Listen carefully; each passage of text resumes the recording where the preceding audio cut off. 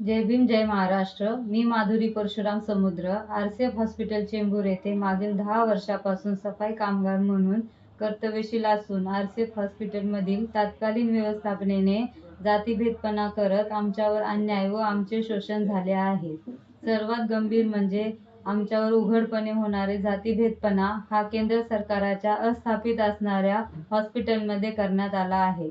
आमच्या हक्काचे व कायदेशीररित्या मिळणारे दिवाळी बोनस प्रत्यक्षात करणारे काम, रेकॉर्डवर नमूद असलेले कामाचे पद मध्ये तफावत, वर्षानुवर्ष आम्ही करत असलेली दसऱ्याची पूजा करण्यास प्रतिबंध करत आमच्यातील पूजेचे आयोजन करणाऱ्या कामगारांना पूजा केली म्हणून आणि आमच्या समाजातल्या युनियन लीडरला बोलवले या कारणाने ठेकेदार मार्फत नोटीस वाजवली आणि गेल्या वर्षीही पूजा करण्यास प्रतिबंध केला.